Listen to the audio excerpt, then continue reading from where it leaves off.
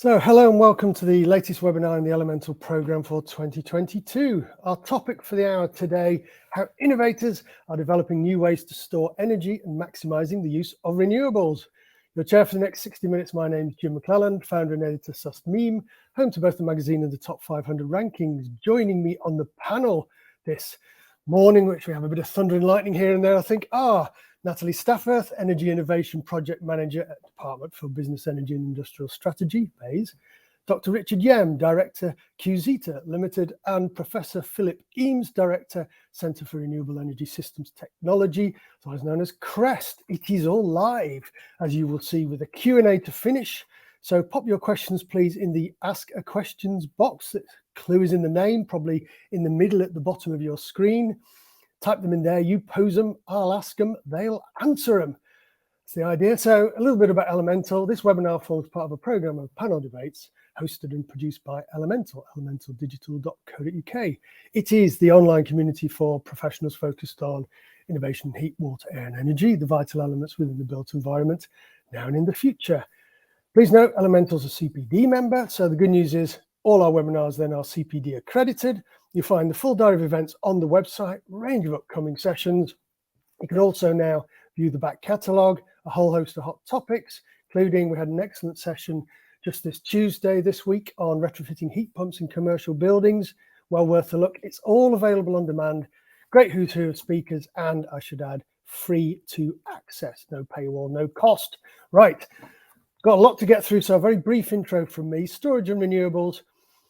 Development of energy storage, both now and in the future, obviously has a critical role to play in supporting a secure and sustainable transition to reliance on renewables across the UK. And in case you hadn't noticed, energy storage is big, and it's getting much bigger fast. According to the very latest forecast from Bloomberg NEF, energy storage installations around the world are projected to reach a cumulative 411 gigawatts by the end of 2030.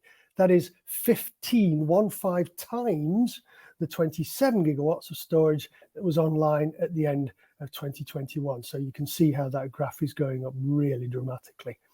This webinar therefore will explain how innovators are developing new ways to store energy, as well as what that additional capacity means for maximising the use of renewables. And we are talking real cutting edge innovation here. So in particular, we'll look at some of the projects from the Longer Duration Energy Storage Demonstration Competition, created with the aim of accelerating the commercialisation of innovation at different technology readiness levels through first-of-a-kind, FREng, full system prototypes, as well as actual demonstrations. So lots to cover. Right, let the debate begin. So as we start to explore the critical role energy storage plays in this secure and sustainable transition and describing, I'd like to ask our panel to introduce themselves, explain their perspective, share some opening insights. So it's a kind of, who are you? Where do you fit into the puzzle? What's the state of play with energy storage and renewables in the UK right now? So to kick us off, first, a view from the Department for Business, Energy and Industrial Strategy. Where are we on the road to net zero with energy storage? Please, Natalie, your thoughts. Good morning, everyone. As Jim has introduced, I'm Natalie Staffurth. I'm a project manager from BEIS, and over the last 18 months or so, I've been working on development and delivery of energy flexibility and storage initiatives. So just to give a bit of background, as Jim mentioned, energy storage is growing, and it's going to grow even faster in the next few years. The UK government has an ambition to deliver 50 gigawatts of offshore wind by 2030 and to decarbonise the grid by 2035. So that just demonstrates the pace of change that's happening. And of course, as more renewables come onto the system, the need for storage is going to increase ever more rapidly. The importance of storage and other forms of flexibility was recognised in the British Energy Security Strategy that was released earlier this year, as well as the Smart System for Flexibility Plan from last year. And we anticipate that at least 30 gigawatts of low-carbon flexible assets, including storage, may be needed by 2030 to maintain energy security and help to integrate those renewables. And so to support this, one of the initiatives that we're supporting is the Longer Duration Energy Storage Programme, or LOADS programme. That's up to £68 million in funding available across two streams of the competition. So for those who don't know, stream one of the competition is focused on pre-commercial demonstrators. so technology readiness levels around 6 or 7, and stream 2 is focused on those first of a kind prototypes, so a slightly earlier technology readiness level of 4 or 5. And I'm pleased to be sharing the panel with two of the companies who have been successful in the LOADS programme. So I'll hand over to the next panelist to introduce himself. Thank you very much, Natalie. So we've got, as you rightly said, the background.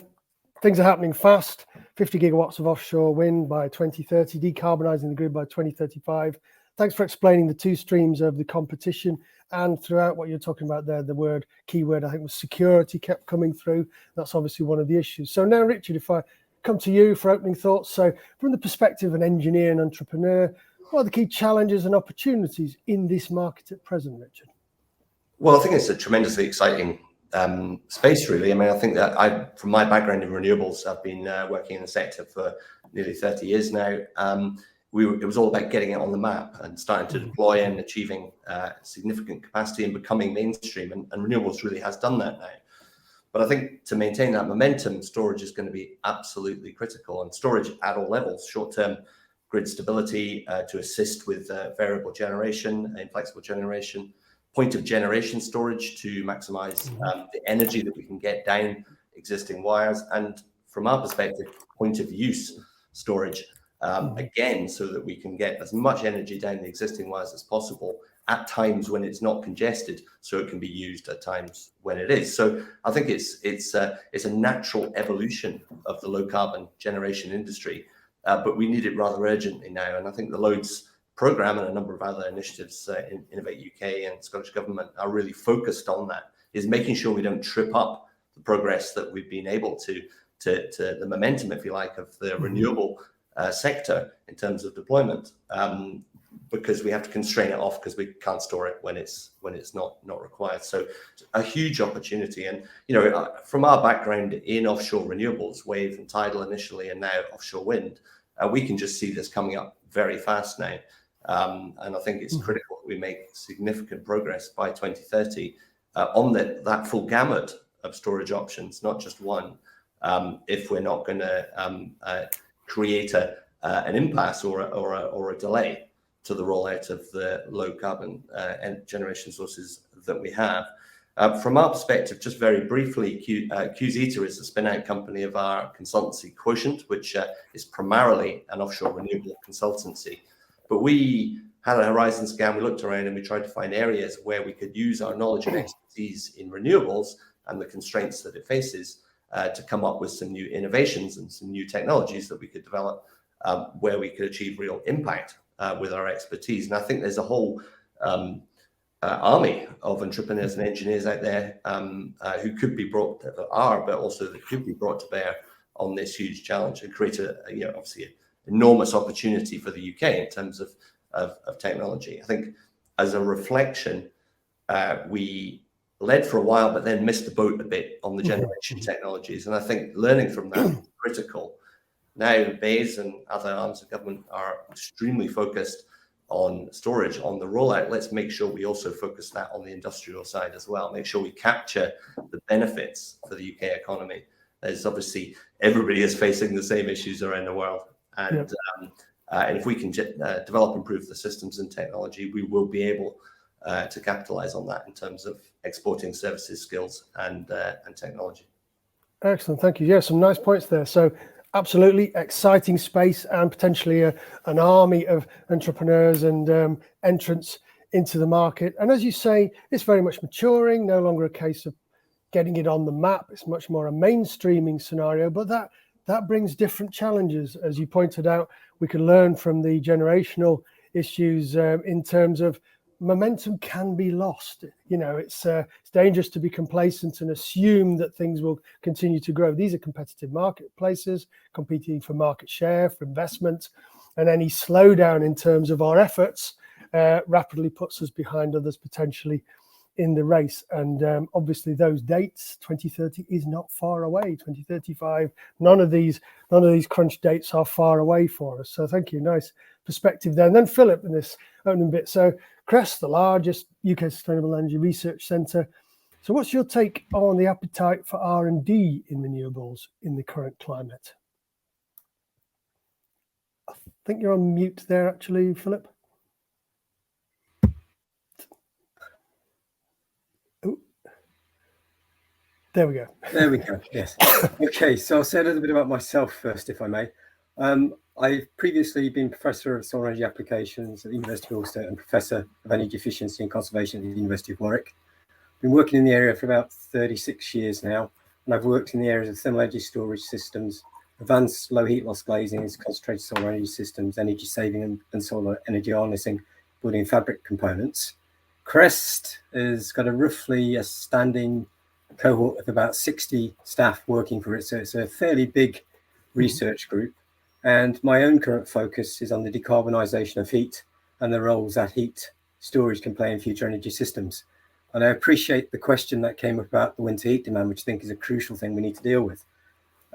So we've been looking at phase change material stores and thermochemical stores to try and get a higher energy density. Space within buildings is crucially important. If you can get more compact stores that can actually store sufficient amounts of energy effectively, you can actually implement them on a large number of different buildings. For example, if you had a 15 kilowatt hour store in 1 million buildings, that's equivalent of 15 gigawatt hours of storage, which is actually starting to become a major kind of thing that you can actually deploy. The other areas I'm looking at are low temperature, completely renewable power district heat systems, which I think has got an important role to play, and industrial waste heat recovery.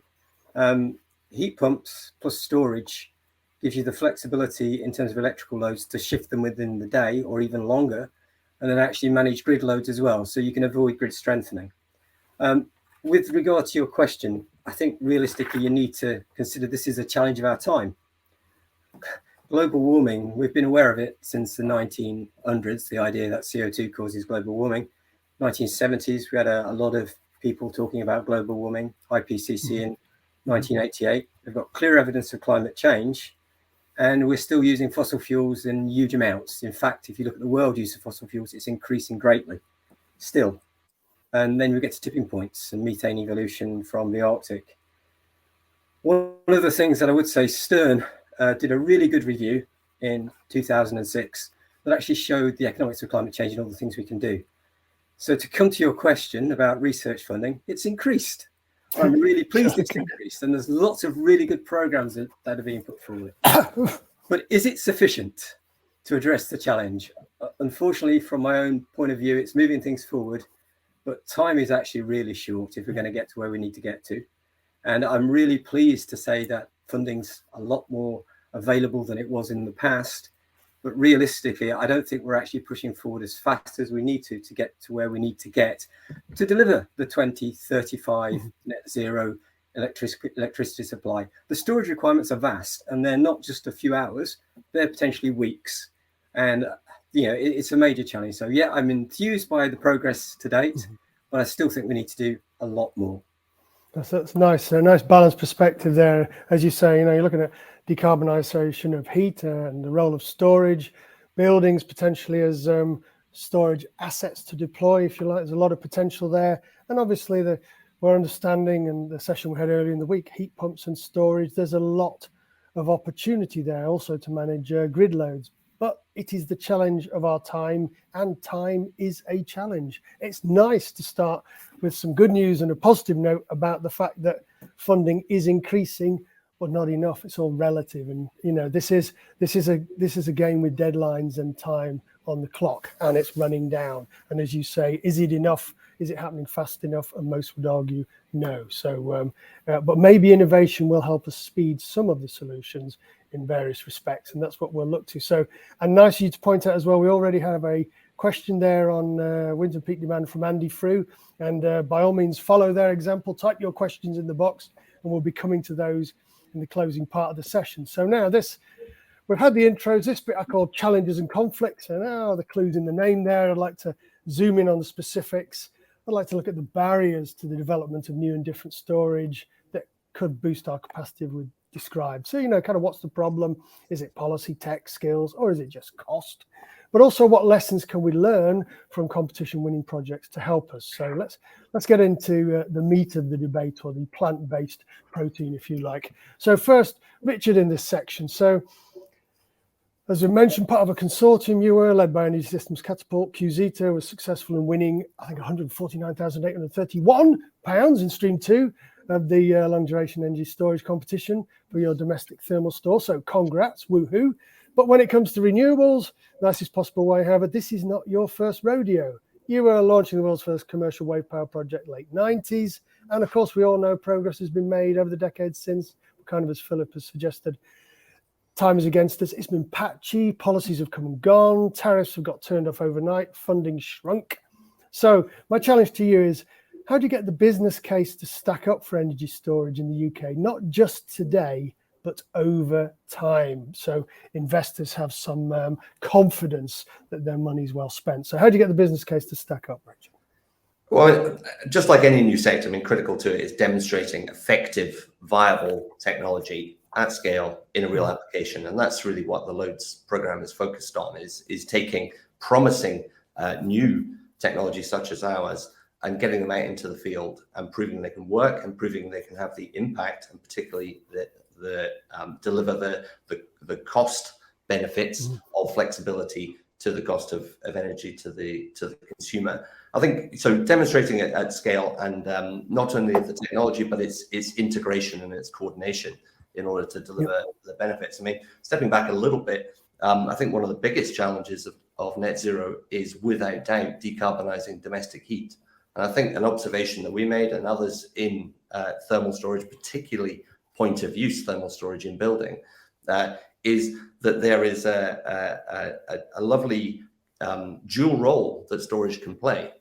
We can put in place, if we had 50 kilowatt hours in 50 million homes, it's up towards the terawatt hour level of storage on the system as a sink, if you like, for variable renewable generation, but also with the same technical solution and investment, decarbonisation of heat. So we see a lovely synergy there, and that's really what ourselves, Q-zeta, and a number of the other domestic thermal storage technologies are about.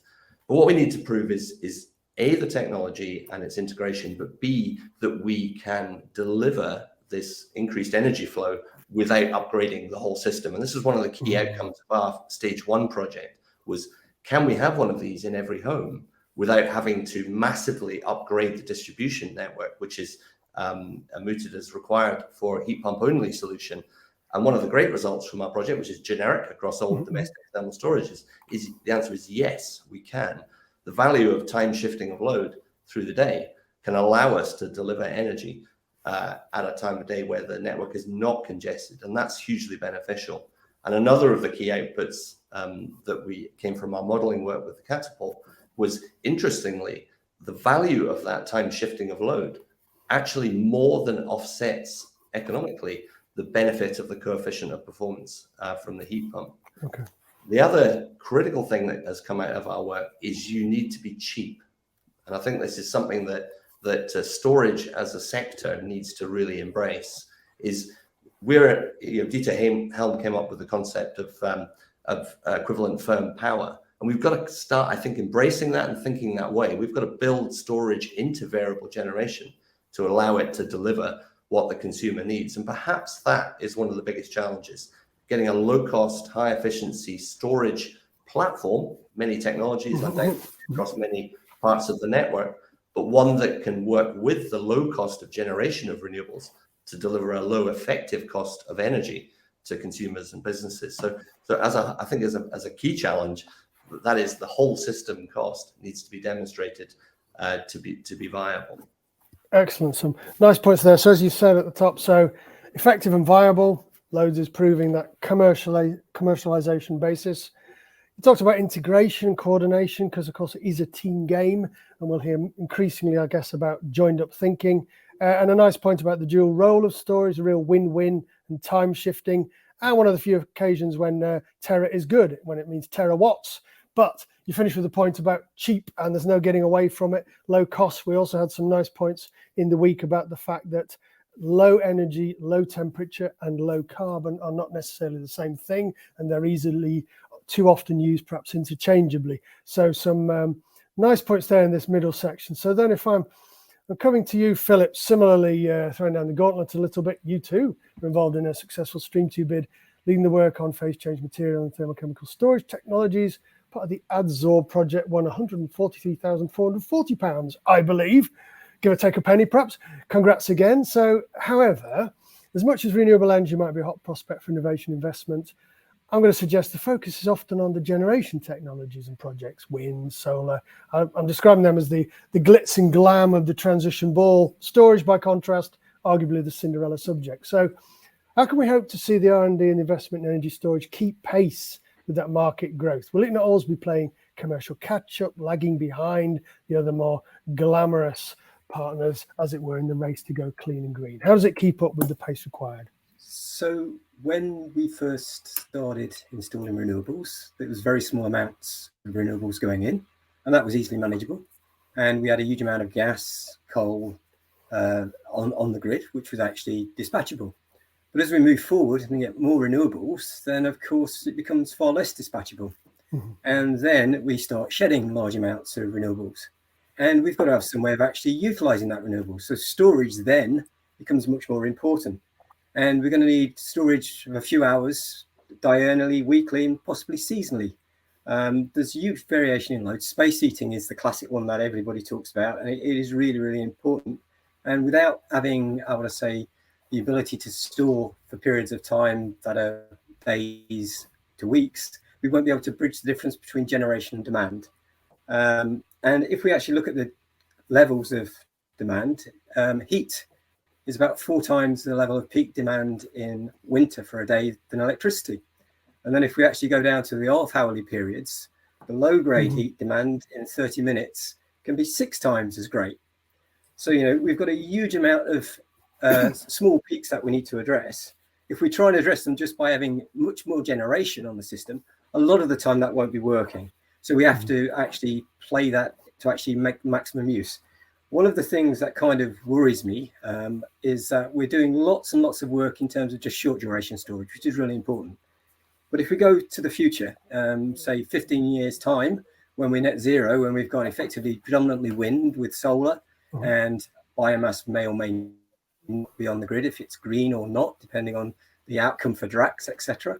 And we've got nuclear, then we could have a problem in the winter. We've got a blocking anticyclone that sits over Europe for 5-10 days. When we don't have very much generation at all. So we need longer term storage of very, very large quantities. And if you do the calculations, you can find that you need terawatt hours of storage. For example, 20 for a 10-day period, 20 terawatt hours of storage to enable us to bridge the time when we don't have wind. And that's assuming that we've got over doubling of current nuclear capacity. So it's, you know, short-term storage is great. We definitely need that. But we also need to look at longer-term storage as well. So does that answer your question? I think we've got, definitely will be lagging in the future because it's going to become critical to any future progress in deploying more renewables. Excellent. No, nicely answered. And as you say, obviously to grow renewables in the way we hope and of course plan, storage is going to become increasingly important. It's supply and demand, it's peaks and troughs, and as you said, generation effectively needs storage if it's going to do what we hope.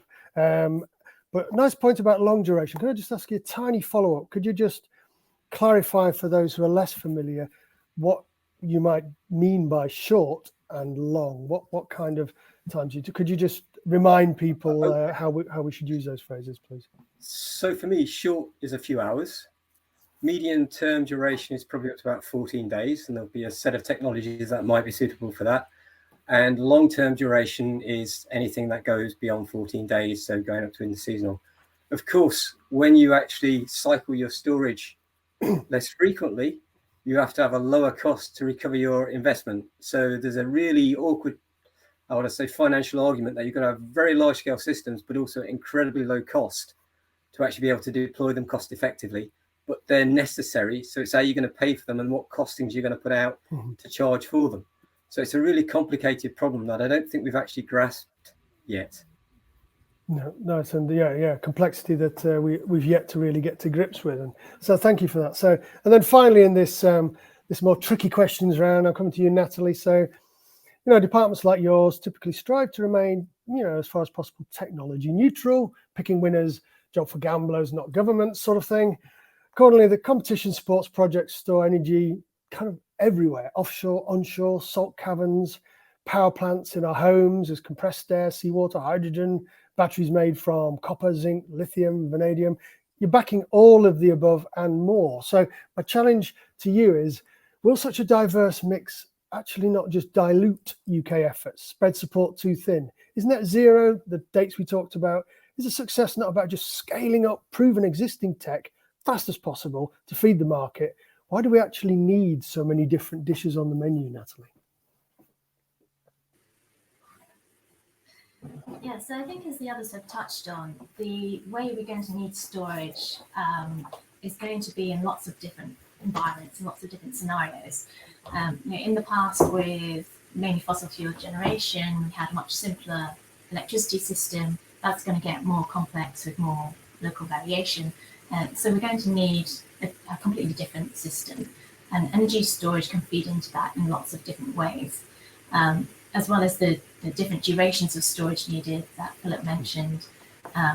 They need to provide different services. So some of those are this interseasonal storage for those winter periods, for example, and other times it's daily balancing to look at those peaks in demand and how we can address those, and help to kind of shift demand or use storage to make sure that daily demand doesn't cause problems.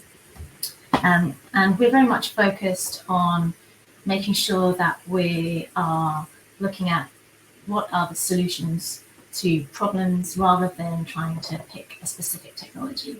And in addition to that, I think we're kind of in that stage still where we're still learning about what's needed. And so it's kind of at that early stage where we don't want to pick a winner and tie ourselves into one specific thing, because we think that there's a lot more to learn still. And so these different technologies can still tell us a lot about what we're going to need in the future. So I think it's the right thing to do to continue to fund a range of different technologies. And that's why we've got these three different categories of technology within the loads program. So we've got thermal power tracks and electrical storage in both streams, as well as our storage at scale program, which was a previous storage program. So our aim is to continue to remain technology neutral for now. Excellent, thank you. So as you say, obviously different environments, different scenarios, different durations. Good, of course, to hear you say that effectively we are all still learning. The number of technologies we hear about, the modelling potentially hasn't been through enough seasons, hasn't covered enough winters or different kinds of winter, hasn't perhaps dealt with different fluctuations in energy and fuel prices. So there's a lot of variables, and in some cases the modelling and the stats literally haven't had enough time to give us the data and the evidence that would necessarily answer all our questions or allow us to plan more thoroughly. But if I could just ask you one little follow-up there, Natalie, if we could just obviously we're still learning. I just wanted to ask you, are we also learning from, and we're talking in a UK context here, but are we able to, and are we learning from other countries? And are there any countries or regions you might point to? I know we have our specific conditions and problems and advantages, but in that learning process, how much are you learning from others, Natalie? Yeah, I think it's always important to look at what other countries are doing, bearing in mind, of course, as you said, that our situation is specific to our climate and to our energy system. In terms of specifics, I think California is often recognised as making progress on energy storage, and there are some examples there that are quite interesting to look at.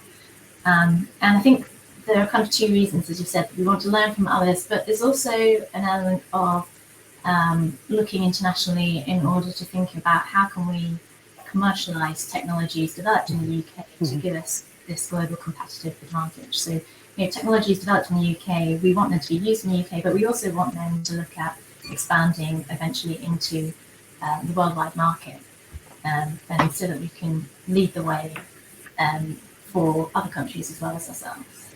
Excellent. Yeah, nice point. We've already heard talk about exports and, as you say, global competitive advantage. And it is a global opportunity, and we are talking about the UK, but then also potentially we can build on that. So great. So we've looked at some of the challenges. So you'll be glad to hear that my final round of questions before the ones we have from the audience, and they're coming in thick and fast, is the opposite. It's reasons to be cheerful. It's positives and hopes. So I'm going to encourage you actually to pass around a pair of rose-tinted spectacles, put them on, and give us your happiest and sunniest and most optimistic version of how the future might pan out. And I know for some of you, perhaps as engineers, that's a challenge, but I'm going to invite you to try and think glass half full, for example. So we're going to look at how successful and sustainable approaches might really get us fit for a clean and green future, help the UK decarbonise, save money, create green jobs, get us near those net zero targets, all of the above. So first, Philip, R&D is a team game. So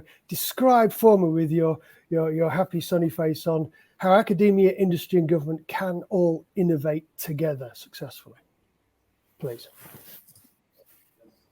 Okay, I need to think about the best way of saying this. So there are lots of really great ideas that never cross the valley of death, which is probably not a positive part to start with.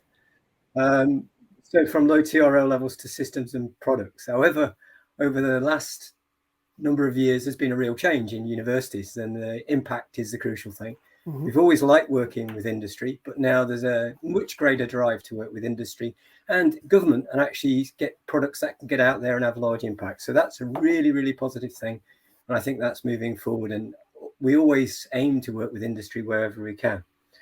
The other positive thing I would say is that for every pound spent on research funding, we have a huge multiplier. And that's a really there's a kind of a background. Well, the UK in 2019, 1.76% of its GDP on research, whereas places like Canada, Italy. I think we're losing you the signal there a little bit. Oh, you're back with us. Sorry. It's going to decrease on research.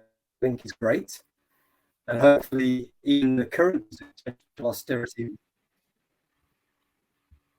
So hopefully in the current times of austerity, we'll actually continue to grow the amount we're spending on research. One of the key things that I think will encourage things to move forward fast is if we have a long-term strategic plan that we stick to. So the government develops a strategic plan and it's implemented that goes beyond individual governments. And that will give companies the confidence to invest. And then things will move forward a little faster. I've had experience myself where we had a product and a company was willing to take it forward if they were confident that there was going to be a market for it. And I think there is a market for it now, but at the time there wasn't. And the long duration energy storage program, a really great example of what we can do, because it's going from basic research all the way through to demonstration with government support, universities working with industry or companies working together. So I think that's a great example. Excellent, thank you. So some positive.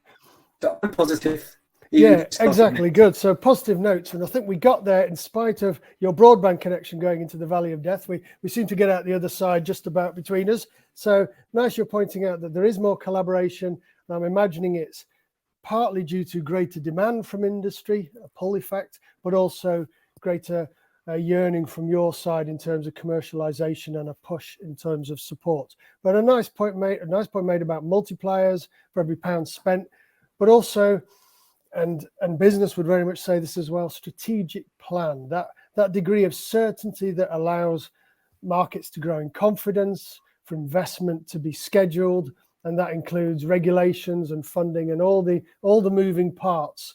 Even if the news isn't brilliant, if it's clear and reliable, then all the players involved can plan for it and set out their stall accordingly. It's unpleasant shocks and disruptions that potentially snuff out some of the early progress. So yeah, some nice points there, and hopefully you can still hear us. So in this, then in the roast. Oh, good, yes, good. Roast into spectacles bit then, Natalie. So with government providing the springboard for a major market leap forward, paint us a picture, please, Natalie. This is a world-leading UK innovation culture for renewables and storage in a few years' time. So paint us that picture this fantastic opportunity in the UK, Natalie, please. Yeah, absolutely. So I think it's worth starting off by saying that we've been focused on the LOADS programme today, but there's a whole range of other initiatives being funded through government. Within the £1 billion net zero innovation portfolio, we have programmes looking at renewables specifically, so next generation floating offshore wind, for example. The other two mentioned heat pumps as well. We've got a heat pump ready programme trying to improve the rollout of heat pumps. We've got a vehicle to X programme looking at how the electric vehicle rollout can help with that domestic demand response. So there's a lot going on within government, and specifically on renewables and storage. Renewables have a lot in the pipeline in the UK, wind projects that are either operational or under construction or consented are now up to about 129 gigawatts. And as I mentioned before, we're expecting to need about 30 gigawatts of low carbon flexible assets. And to repeat, that smart flexible energy system is really important for integrating everything together.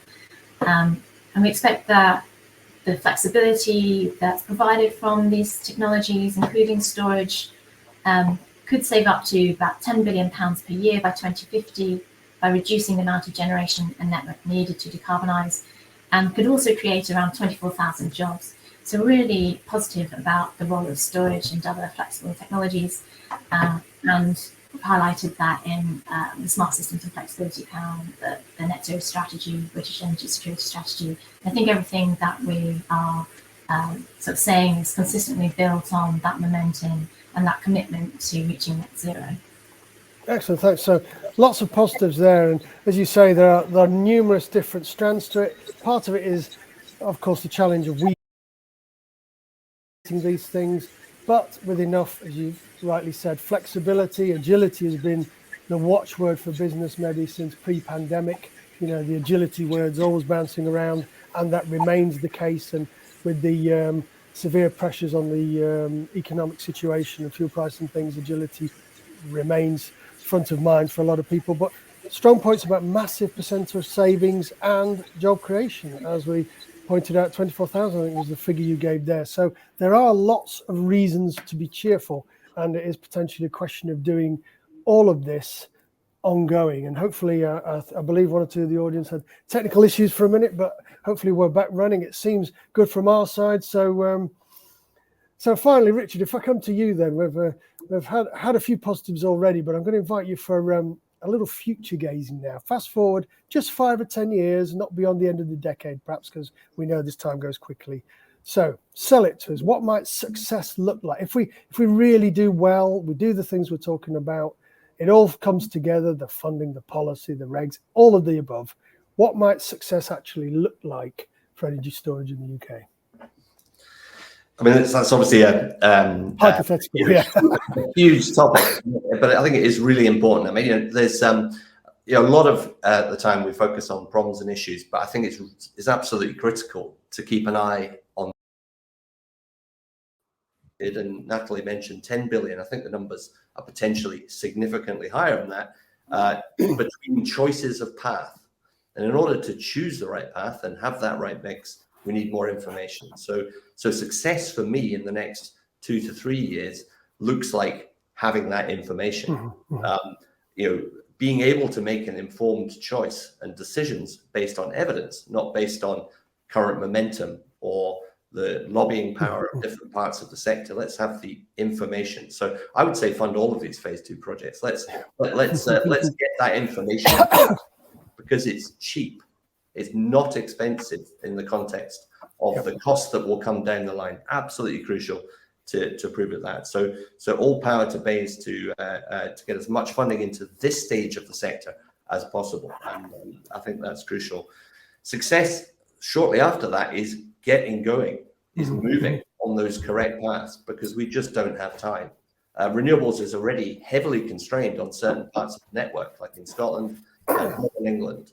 And with all of the new capacity coming on, plus new nuclear, we're going to hit constraints really soon. We need to get gigawatt hours, not megawatt hours of storage, and gigawatts of capacity, not megawatts of rating onto the system quickly. So success for me in 2030 is that we're managing, we've chosen the right options, the right blend of options, and that we are installing them fast enough to be staying ahead of the curve of renewables, so that that doesn't become a constraint to achieving net zero. Sure. So pace at gathering information and getting initial kit in the ground and on the system now, and then keeping the foot down to actually getting capacity on the system, significant capacity on the system by 2030. Thank you. As a sort of closing note to that, I think at the moment there's a lot of focus on innovation. We're members of a couple of energy associations, and I think there needs to be an equivalent focus on policy. Each of us has raised different points on cost, on duration and duty cycle, and I think this needs a really hard look now. There's a review of the market arrangements at the moment, but I think can we please bring the role of storage and how to deliver it at minimum cost and risk for investors up the pecking order in terms of that policy consideration, because it's going to be a critical part of it, and putting it on as a band-aid afterwards is going to be hard. We've seen that with the current arrangements. Yeah. So, but on a positive, the prize is there to be had. I mean, it's a lovely double win, which is basically we get to solve our network problems, our network's net zero problems. But if we keep going at pace, we also get to create a new industry and finally deliver green jobs and value to the UK economy, as well as a solution to decarbonisation. So that was my positive at the end. Yeah, no, that's excellent. No, finished on some good, very good positive notes there to finish on in particular. As you say, greater range of technologies needed that are tried and tested and then modelled at scale, because of course this is a game where scale, size does matter. Of course, that's the value, as you suggested, of like the loads and the competitions and the programs that are bringing forward this commercialization. I did want to ask you one small follow-up there. You nicely made a distinction between, if you like, the two stages, the next couple of years of information gathering, and you said equally both need to be done at pace, and then once we had that info, what we do with it. Being less positive, which of those challenges is tougher? Which are you less confident about? Are we likely to get the info, but not necessarily likely to do enough with it? Or are we struggling to get that info gathered in time in order to get to the next stage? Which bit of that do you think is tougher for us to do successfully? I think it's actually the bit that joins them together that is traditionally the hardest thing to deliver. Just thinking aloud. I mean, we have incredibly innovative companies and engineers and technologists. We have a supportive government. There is funding available. So going and gathering the information, assuming the funding can continue and perhaps grow, shouldn't be so much of a challenge. There's often a big gap between the two. I think that the policy, the direction, the choices in the energy mix needs to be done in parallel and not after that information gathering. We're going to need some of this. We're probably going to need an awful lot of the solutions on offer working in parallel, integrated in the system. So let's be modeling that now. Let's be looking at what policies could work so we don't have a disconnect. That's kind of what happened in wind in the UK. We made some wonderfully effective and competitive turbines, but we didn't have a policy to deploy them, and therefore the industry went elsewhere. Let's not do that again. Let's do both in parallel. Let's look at the platform on which this will be deployed when we have the information to inform what the mix should be. Say again, I don't think there's one solution fits all here. We're going to need a range of solutions, as we always do, but let's make the right choices within each of those avenues. Excellent. Yeah, thanks for a real portfolio of solutions. Thank you. Some nice points. We've got a good bunch of questions. I'm going to throw one little one just to you first, Natalie, in that can't really avoid it. I know you're not going to make any promises, but we're talking about innovation. We're talking about funding. We're talking about technology. It's not happening in a vacuum. There is policy. There is pressure on policy, the frameworks, the speed of policy, the extent. I wonder if you could just offer a little comment from your perspective on the challenges for policy in creating this environment for success that we're wanting, please. Yeah, so probably most of you know that there was a call for evidence last year on the role of large-scale and long-duration energy storage. The response to that went out this summer, and in that response, we committed to developing appropriate policy to enable investment by 2024. So when Rich is talking about working in parallel, that absolutely is happening and is going to happen. So we talk to our policy colleagues on a regular basis. So the innovation teams and the policy teams are sharing information about what projects are doing, what work the policy teams are doing, and that's happening across specifically energy storage, but also policy teams in the rest of government. We talked about the need for an integrated system. So we're looking at, we're talking to people working on hydrogen, we're talking to those people working on the review of electricity market arrangements that Richard mentioned. And so there is a lot going on internally to try and make sure that we're continually feeding that information. The other thing that Richard touched on was that use of the data collected during the programme.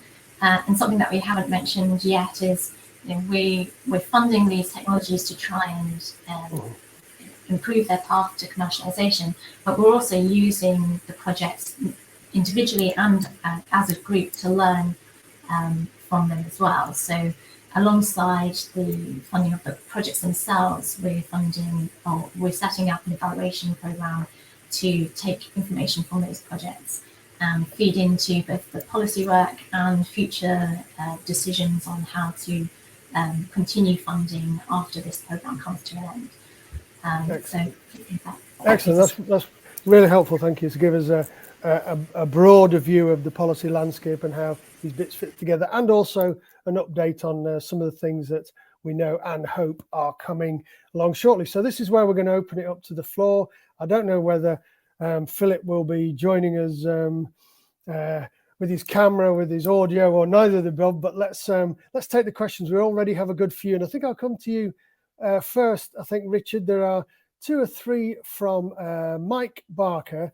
He starts off halfway down our list. He says, Emily Gosden of the Times tweets, National Grid says household will be paid £3 for each kilowatt hour of power they avoid using during tests of its new demand reduction scheme. Will that make electrical storage viable? And he means particularly behind the meter residential storage. Does £3 sound fair? If I could we will see more and more media discussion of potential blackouts, brownouts, etc. I wonder if you'd like to comment on this idea of the balance between reducing consumption, responsible use, the price effects, the role of storage.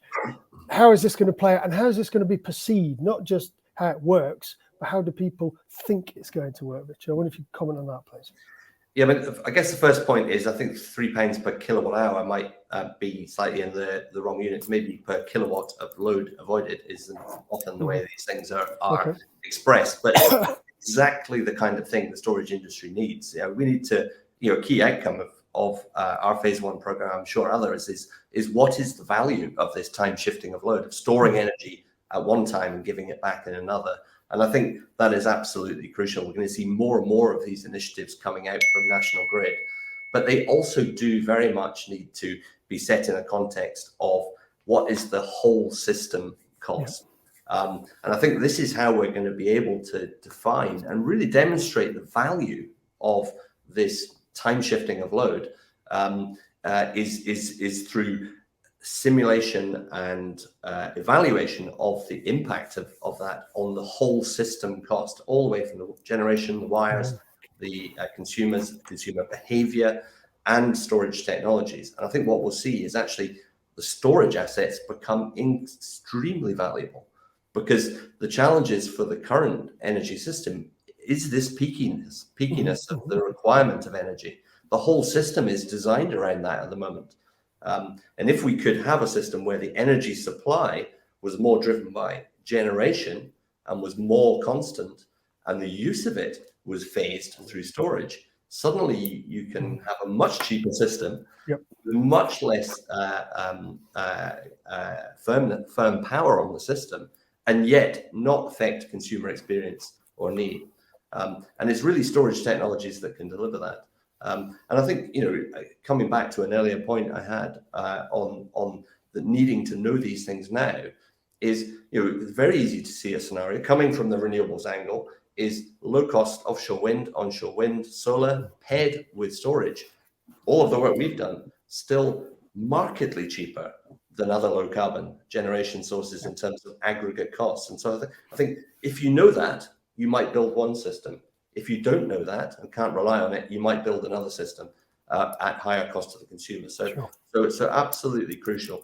But initial initiatives like this demand side response revenue stream will be crucial to get investors interested in the kinds of technologies that we're developing. Excellent, thanks. And expanding on that question up to a point, and I know Philip would have had something he'd like to say here, but Natalie, if I come to you and we pick up some of what Richard's just been talking about, but also Andy Frew's first question that he gave us actually, which is related, if you like, how we deal with the winter heat demand peak. I wonder if you could say a little bit about these fluctuations, these peaks, and also the potential for, if you like, mixed messages, unintended consequences, because what works in one scenario might not work in another, and maybe the way they're presented in the press is unhelpful. And Philip is back just in time, potentially. So Natalie, if you'd like to say a little bit about the winter crunch and these peaks and fluctuations, please.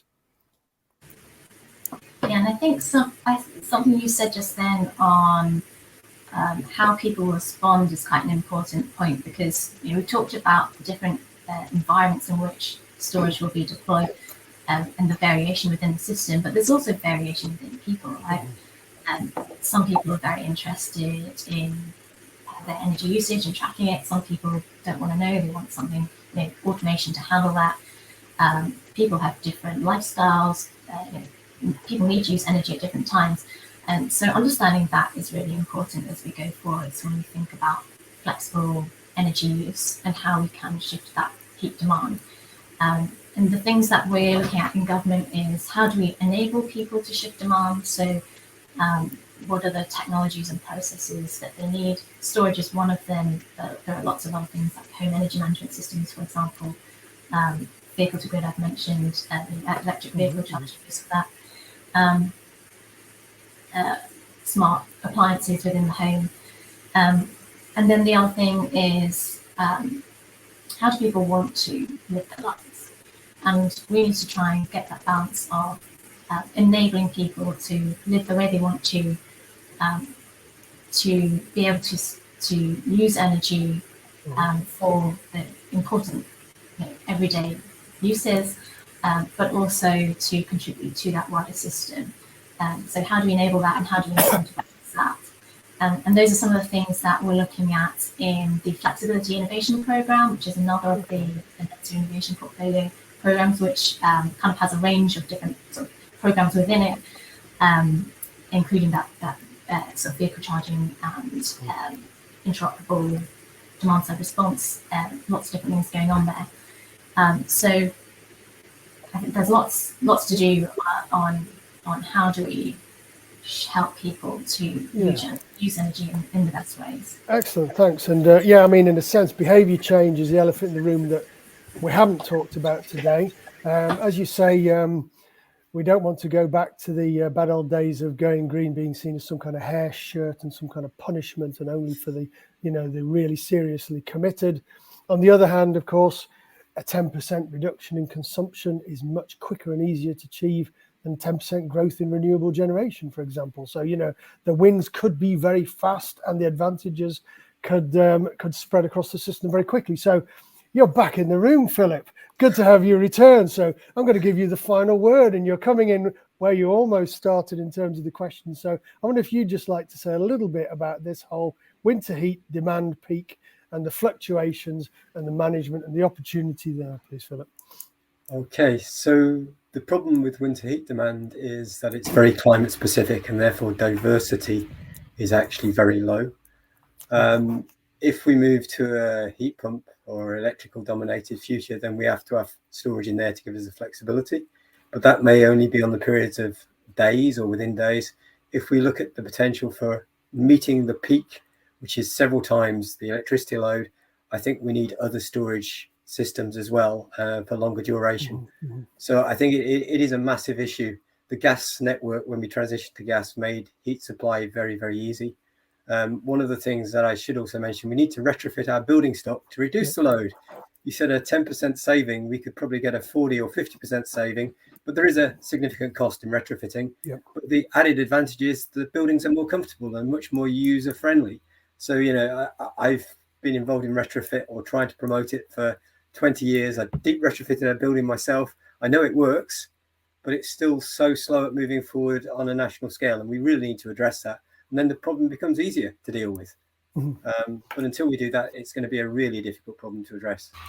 Yeah, nice point. So yeah, that kind of it's not necessarily where the glamour money goes, but that kind of retrofit, and some of it is as simple as insulation of windows and all those kinds of things, you know, and having appropriately sized systems, etc., etc. But the savings can be big.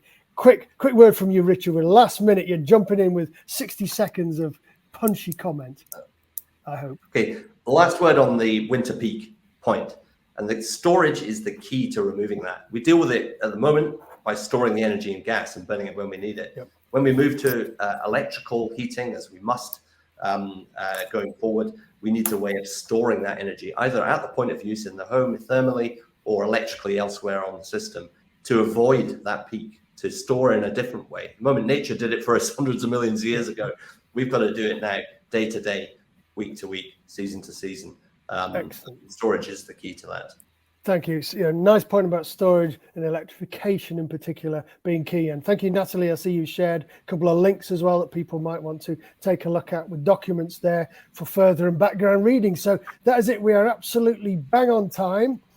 So it's just for me to say a big thank you, obviously, to our panelists, Natalie, Philip and Richard, and for dealing with some of those broadband gremlins as well. To yourselves out there, virtual audience and crowdcast, for your comments and questions, reminder to check out elementaldigital.co.uk, the online community for professionals focused on innovation in heat, water, air and energy, the clues in the name, the vital elements within the built environment now and in the future. As I said, top of the show, full diary of events on the website, upcoming webinars, back catalogue of recent sessions available to watch on demand, and this one will be available. The beauty of the crowdcast system is it's available almost immediately after we finish. You don't have to wait a day or two, so you can watch the beginning if you missed it and you can send it to somebody else, etc. So that's it for today. Thank you again to the panel. I've been Jim McClelland, editor at SUSMean. Thanks for watching, and we'll see you all again soon. Thank you very much, everyone.